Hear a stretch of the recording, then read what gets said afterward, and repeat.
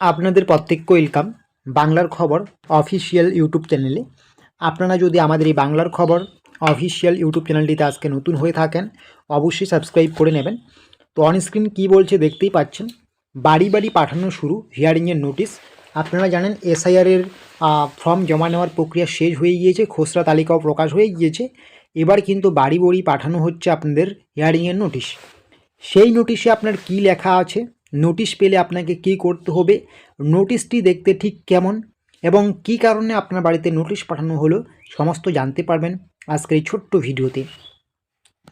তো দেখতেই পাচ্ছেন অন স্ক্রিন কিছু তথ্য আমরা আগে শেয়ার করে নিই। কী বলা হয়েছে, প্রকাশিত হয়ে গিয়েছে এসআইআর খসড়া ভোটার তালিকা। বাংলার ৫৮ লক্ষ ভোটারের নাম বাদ পড়েছে এই তালিকা থেকে। তবে ভোটারদের অভিযোগ, অনেক জীবিত ভোটারের নাম মৃত এর তালিকায় এসেছে, আবার অনেকের খসড়া লিস্টে নাম থাকলেও রয়েছে একাধিক অসঙ্গতি। সব মিলিয়ে সমস্যার সমাধান এবার চলবে এসআইআরের দ্বিতীয় ধাপ অর্থাৎ শুনানি বা হিয়ারিং পর্বে। এবার কিন্তু যাদের নাম অসঙ্গতি ধরা পড়েছে, ইলেকশন কমিশনের ক্ষেত্রে বিভিন্ন জালিয়াতি মনে হয়েছিল, এই সমস্ত ভোটারদের কিন্তু এবার কিন্তু শুনানি পর্ব চলবে। ভোটারদের নোটিশ পাঠানো ইতিমধ্যে শুরু হয়ে গিয়েছে ইলেকশন কমিশনের পক্ষ থেকে। হিয়ারিংয়ের নোটিশে ঠিক কী লেখা রয়েছে, দেখতে কেমন, বিস্তারিত দেখুন। হিয়ারিংয়ের নোটিশটা যে আপনার বাড়িতে পৌঁছায় দেওয়া হচ্ছে বিওর মাধ্যমে, সেই নোটিশটি দেখতে কেমন, কি লেখা আছে, নোটিশের কথায় লেখা আছে আপনার কী কারণে শুনানিতে ডাকা হচ্ছে আপনাকে, সমস্ত কিছুই কিন্তু আপনি জানতে পারবেন। আর একটা কথা আপনাদের বলি, আপনারা যদি আমাদের এই বাংলার খবর অফিসিয়াল ইউটিউব চ্যানেলটিতে নতুন হয়ে থাকেন সাবস্ক্রাইব করতে ভুলবেন না। সাবস্ক্রাইব করলে কিন্তু আপনারা রাজ্য সরকার কেন্দ্রীয় সরকারের যত গুরুত্বপূর্ণ সরকারি প্রকল্পের খবরাখবর আপডেট রয়েছে প্রত্যেকটা আপডেটস আপনারা সবার আগে A to Z নির্ভুলভাবে পেয়ে যাবেন।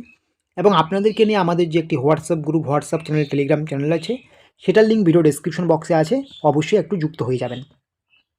তো এসআইআরের যে শুনানির মানে নোটিশ, সেই নোটিশ কিন্তু আপনাকে অনলাইনে দেওয়া হবে না, এটা কিন্তু বিএলওরা আপনার বাড়িতে এসে পৌঁছে দেবে, বা আপনাকে কিন্তু ফোনও করা হবে না, সরাসরি বিএলও আপনার বাড়িতে এসে পৌঁছে দেওয়া হবে আর দিয়ে যাবে, বা বিএলও হয়তো আপনাকে ফোন করতে পারেও, ঠিক আছে, যে আপনি নোটিশটা এসেছে নিয়ে যান আমাদের বাড়ি থেকে, এরকমও করতে পারে অনেক ক্ষেত্রে, ঠিক আছে। তবে যেহেতু সবার তো আর এসআইআর ফর্মের মতো সবার বাড়িতে দিয়ে আসতে হবে না, সেক্ষেত্রে কিন্তু বিএলওদের চাপ কম রয়েছে হিয়ারিংয়ের ক্ষেত্রে, সেক্ষেত্রে কিন্তু আপনাদের বাড়িতেও এনে দিতে পারে, ফোন নাও করতে পারে, ঠিক আছে। তো কী বলা হয়েছে, সবার প্রথমে নোটিশটা আপনাকে যে দেবে, নোটিশের উপরে কিন্তু সম্পূর্ণ বাংলা ভাষায় লেখা থাকবে, যেহেতু এটা পশ্চিমবাংলা। আপনার একটা নোটিশ নাম্বার থাকবে, নোটিশের যে একটা নাম্বার, সেই নোটিশ নাম্বার কিন্তু সবার উপরে থাকবে, ঠিক আছে। তারপরে কিন্তু আপনার একটা বক্স থাকবে, বক্সের মধ্যে কিন্তু আপনার তথ্য থাকবে, নির্বাচকের নাম, যার নামে নোটিশটি এসেছে, নির্বাচকের এপিক নাম্বার, নির্বাচকের বিধানসভা নাম্বার, নির্বাচকের পার্ট নাম্বার, ক্রমিক নাম্বার এবং ঠিকানা কিন্তু থাকবে, ঠিক আছে। এবং পাশেই একটা কিউআর কোড থাকবে, যেখানটাকে স্ক্যান করলে সমস্ত তথ্য কিন্তু সেই ব্যক্তির বেরিয়ে আসবে, ঠিক আছে। তারপরে নিচেই বলা হয়েছে কিছু গুরুত্বপূর্ণ কথা, এই কথাগুলো আমরা আপনাদেরকে দেখাচ্ছি। আপনার বিধানসভা ক্ষেত্রে বিশেষ নিবিড় সংশোধন বা এসআইআরের কাজ চলছে। আপনার যথাযথভাবে স্বাক্ষরিত গণনা ফর্ম গৃহীত হয়েছে, আপনি যে ফর্মটি দিয়েছেন জমা, সেটা গৃহীত হয়েছে এবং নিম্নলিখিত বিষয়গুলি পর্যবেক্ষণ করা হয়েছে। আপনি জমা দিয়েছেন ঠিকই, সেই ইলেকশন কমিশন দেখেছে, কিন্তু কিছু ভুলের জন্য আপনাকে বা কিছু সমস্যাজনিত কারণে আপনাকে শুনানিতে ডাকা হচ্ছে। ইলেকশন কমিশন কী কারণে আপনাকে শুনানিতে ডেকেছে, প্রত্যেকের কিন্তু এই প্রথম 1 নম্বরের যে লেখাটা রয়েছে, লেখাটা দেওয়ার পরে একটা টিক বাক্স দিয়ে আপনার কিন্তু কারণটা দেখিয়ে দেবে। এই কারণটা কিন্তু প্রত্যেকের আপনাদের এক হবে না, আপনাদের একজন মানুষের একক রকম কারণ হতে পারে। যেমন যে ব্যক্তির এই নোটিশটি এসেছে, সে কী কারণে এসেছে এই নোটিশটা পেয়েছে, কি বলা হয়েছে টিক্স বক্স দিয়ে, ঠিক আছে, টিক্স বক্স দিয়ে বলা হয়েছে আপনি আপনার বা আপনার আত্মীয়ের সম্পর্কিত এমন কোনো বিবরণ প্রদান করেননি। কি বলা হয়েছে, আপনি এই ব্যক্তির এই কারণে এসেছে কারণ এই ব্যক্তি আত্মীয়ের সম্পর্কিত এমন কোনো বিবরণ প্রদান করেননি যাদের 2002 সালের লিস্টে নাম ছিল, বা আপনার নিজেরও করেননি, যা আপনাকে বা আপনার আত্মীয়কে পূর্ববর্তী এসআইআরের সময় প্রস্তুত করা ভোটার তালিকায় একজন নিবন্ধিত ভোটার হিসেবে প্রমাণ করতে পারে। তো বিষয়টা হচ্ছে, আপনারা জানেন যে নিজের নাম থাকলে 2002 সালের তালিকায় সেটা দিতে হবে, নিজের না থাকলে আত্মীয় স্বজনে দিতে হবে, সেটাও আপনি দেননি।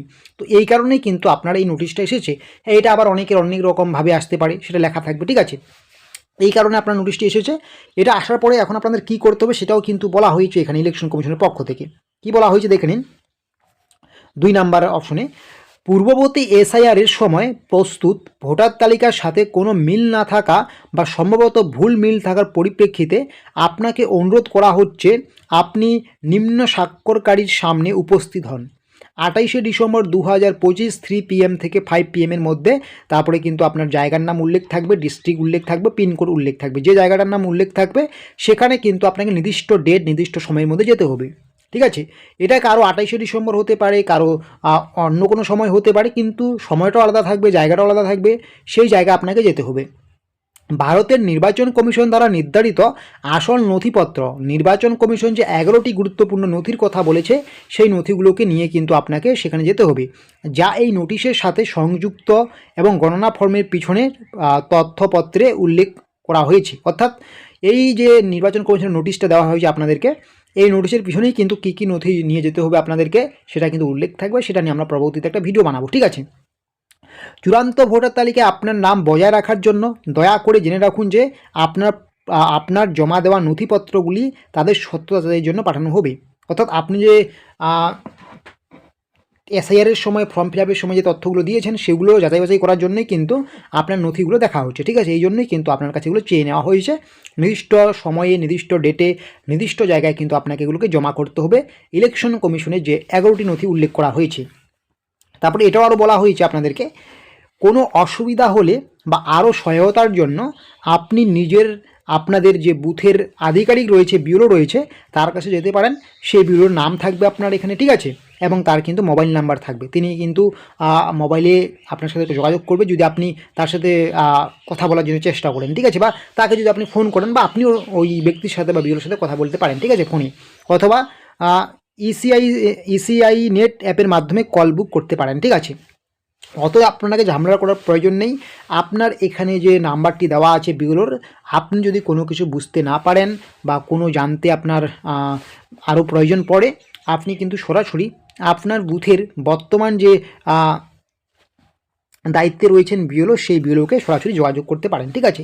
তাহলে এটাই কিন্তু মূলত আপনাদের এসআইআরের হিয়ারিংয়ের ফর্ম। নোটিশ নাম্বার থাকবে, কিউআর কোড থাকবে, আপনার তথ্য থাকবে, এবং কী কারণে আপনার হিয়ারিংয়ের জন্য এই নোটিশটি পাঠানো হয়েছে সেটা কিন্তু প্রত্যেকের এখানে টিক দিয়ে থাকবে। আর এটা কিন্তু সবার এক হবে না, বিভিন্ন ব্যক্তির বিভিন্ন কারণে নোটিশ এসেছে, সেই জন্য কিন্তু এটা সবার লেখাটা এক হবে না, ঠিক আছে। এবং ডেট এবং সময় এবং জায়গা কিন্তু আপনার উল্লেখ থাকবে, এগুলো জায়গায় কিন্তু আপনাকে ঠিক সময় মতো যেতে হবে, ঠিক আছে। তো এটাই ছিল আজকের একটি ভিডিও। তো এরকম আরও ছোটো বড়ো ভিডিওগুলো পাওয়ার জন্য অবশ্যই কিন্তু আপনারা আমাদের এই বাংলার খবর অফিসিয়াল ইউটিউব চ্যানেলটিকে সাবস্ক্রাইব করতে ভুলবেন না, এবং আপনাদেরকে নিয়ে আমাদের যে WhatsApp group, WhatsApp channel, Telegram channel আছে, অবশ্যই যুক্ত হয়ে যাবেন। ভিডিও ডেসক্রিপশন বক্সে আমরা লিঙ্ক দিয়েছি।